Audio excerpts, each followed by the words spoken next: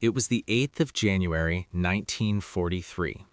Deep inside the Kessel, the cauldron known as Stalingrad, time had ceased to exist. For Private Erich Vogel, even his own name was becoming a distant memory. The metal dog tag against his chest, stamped with his identification number, had frozen to his skin weeks ago. He no longer checked it. To pull open his tunic was to invite the deathly kiss of the wind, and he had long since stopped caring who he was. Eric sat in the skeletal remains of what might have once been a bakery or a library. The artillery had pulverized the walls so thoroughly that the building's original purpose was erased. Around him sat the silent shapes of his comrades. They were statues of ice and rags, huddled together in the gloom. Were they sleeping? Were they comatose? Were they dead? Eric couldn't tell. In this place, the line between the living and the dead had blurred into irrelevance. Outside, the wind didn't just blow, it screamed. It tore across the steppe with the sound of ripping metal, a relentless banshee wail that drove men to madness. The temperature had plunged to a bone-crushing -41 degrees Celsius. Eric stared at his hands. His left hand was wrapped in a strip of wool torn from a dead man's coat, stiff with frozen blood and filth. He knew that beneath the rags 3 of his fingers were black, consumed by gangrene. He couldn't feel them anymore.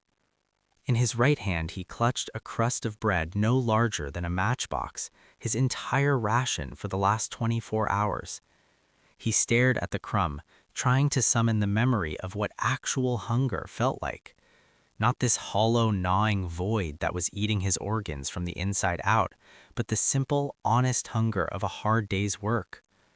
Beside him, Corporal Thomas Richter had stopped shivering hours ago.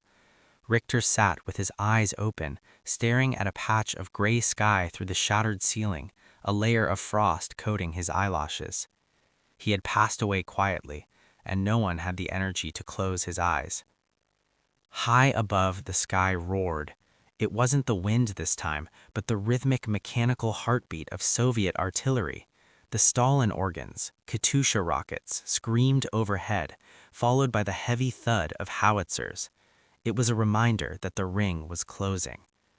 Eric closed his eyes and tried to picture his home in Stuttgart.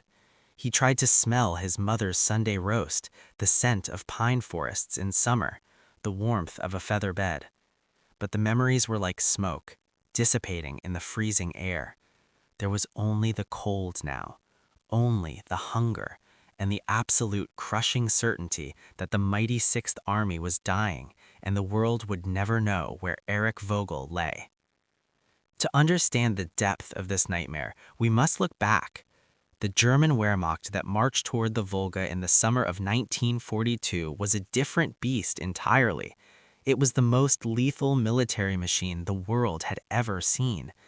Over 270,000 men, the tip of the spear, moved with the swagger of conquerors. They had crushed Poland in weeks, swept through France in a month, and pushed deep into the Russian heartland. They were led by General Friedrich Paulus, a brilliant tactician and staff officer who planned battles with mathematical precision. They were supported by the terrifying panzer divisions, mechanized infantry in half-tracks, and the aces of the Luftwaffe who ruled the skies. Their objective was strategic: capture Stalingrad to sever the Volga transport line, then swing south to seize the oil fields of the Caucasus. Hitler was obsessed with the city, not just for its strategic value, but because it bore the name of his nemesis, Joseph Stalin. To take it would be the ultimate ideological victory. That summer, the soldiers wrote letters home filled with arrogance and hope. Rifleman Karl Dressler, a young man from Dresden, wrote to his fiancée in August, "The Ivan is finished. The steppe is dusty and hot, but we are moving fast. Save your wedding dress, my love. I will be home before the leaves fall in October." Karl would never see October in Dresden. By February, he would be a frozen husk in a cellar, so emaciated that the Soviet troops who eventually found his body would mistake him for a child. None of them, from the privates to the generals in Berlin, realized they were marching toward the largest mass grave in history. The apocalypse began on August 23, 1942. The Luftwaffe unleashed a bombing raid of unprecedented ferocity. Over 600 aircraft turned the sky black. Stuka dive bombers wailed as they plunged, and Heinkel bombers dropped tons of incendiaries on a city built largely of timber. Stalingrad didn't just burn, it evaporated. Firestorms raged through the residential districts, creating vacuums that sucked the oxygen out of the air, suffocating people in their basements. The Volga River itself seemed to catch fire as oil tanks ruptured, spilling burning fuel into the water. In a single day, 40,000 civilians perished. The city was reduced to a moonscape of jagged ruins and ash. But contrary to German hopes, the destruction did not break the Soviet will. It created the perfect defensive terrain. General Vasily Chukov, commanding the 62nd Army, realized that the Wehrmacht's advantage lay in long-range artillery and tank maneuvers. To negate this, he developed a brutal tactic: hug the enemy. He ordered his troops to stay within grenade-throwing range of the Germans, sometimes less than 20 meters. This rendered the German air support and artillery useless, as they couldn't fire without hitting their own men. The battle devolved into Rattenkrieg, the Rat War. It wasn't a war of miles, but of inches. They fought for a single room, a stairwell, a kitchen. Lieutenant Franz Müller, a former academic from Bavaria, recorded the madness in his diary. "We have been fighting for the living room of a factory worker's apartment for 2 days. The kitchen is already ours, but there are still Russians in the bedroom and the hallway. We blow holes in the ceilings to drop grenades. We wear felt boots to sneak up on them. This isn't war anymore. It's mass murder in a confined space."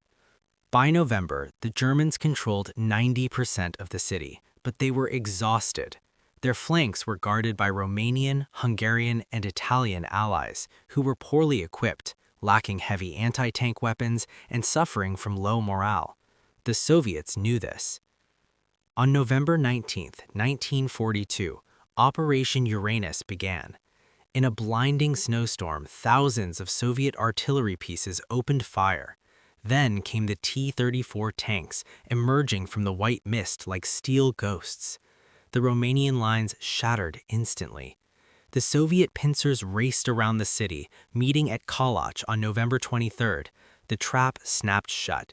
The entire 6th Army, nearly 300,000 men, was encircled. Hitler forbade a breakout.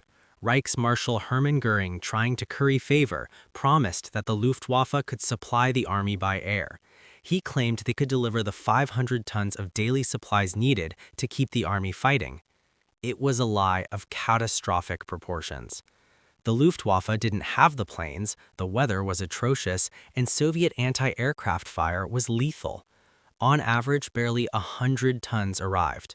Sometimes nothing came at all, or worse, containers would land filled not with food or ammunition, but with useless items like summer uniforms, pepper, or condoms, due to logistical mix-ups in Germany.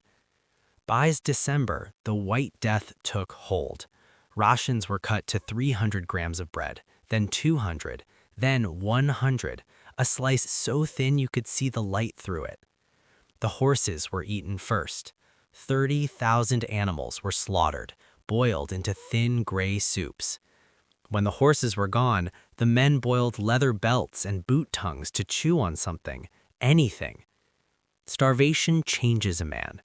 The body consumes its own fat, then its muscle, and finally its organs.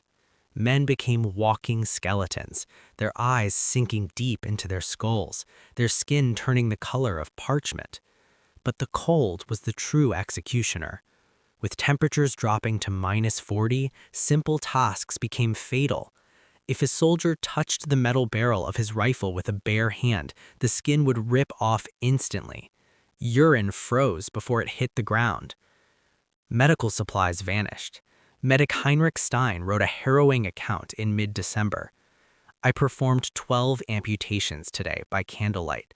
I have no anesthetic, no morphine, not even clean bandages. I use a carpenter's saw. The men scream until they pass out. Most die of shock or infection within days. Yesterday, a 19-year-old begged me to let him die. I had nothing to give him but water. The psychological toll was absolute. The 1,000-year stare became common. Men sitting motionless, indifferent to the shelling, waiting for the end. Suicide became an epidemic. Soldiers would simply walk out of the cellars into the Russian fire or wander away into the snow to lie down and sleep forever. They were known as the Hiringefallene, the fallen ones or the freezing ones.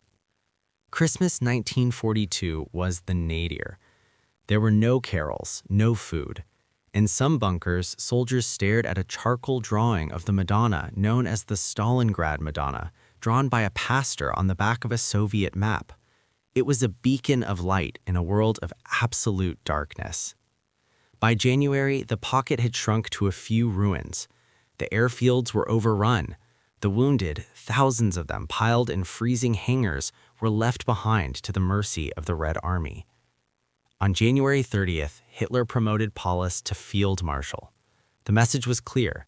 No German field marshal had ever surrendered alive. Hitler expected Paulus to commit suicide, but Paulus, a man who had watched his army disintegrate due to the Führer's obstinacy, refused to do him that favor. On February 2nd, 1943, the guns finally fell silent. Paulus surrendered. The aftermath was grim. Out of the vast army that had marched on the city, roughly 91,000 survivors were taken prisoner. They hobbled out of the ruins, wrapped in rags, looking more like ghosts than men. But their ordeal was not over. Forced to march to Siberian labor camps, battling typhus and dysentery, they died by the thousands. Of the 91,000 who surrendered, only 6,000 would ever return to Germany, and that would be 10 years later in 1955. The Battle of Stalingrad remains the bloodiest battle in the history of warfare. Nearly 2 million people, soldiers and civilians, became casualties.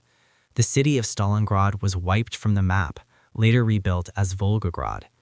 Today, the giant statue, the Motherland Calls, stands atop Mamayev Kurgan, the hill soaked in blood. Beneath the grass, farmers and construction workers still find them, rusted helmets, corroded iron crosses, and the bones of the men who marched for glory and found only ice. It was a turning point. The myth of German invincibility was shattered. The Wehrmacht never recovered. The tragedy of the soldiers in the pocket was not that they died, but how they died, betrayed by their leadership, starved by their logistics, and erased by the winter. Join us next time on this channel as we leave the frozen East and travel to the scorching sands of North Africa, where the American army faces its first major test at Kasserine Pass.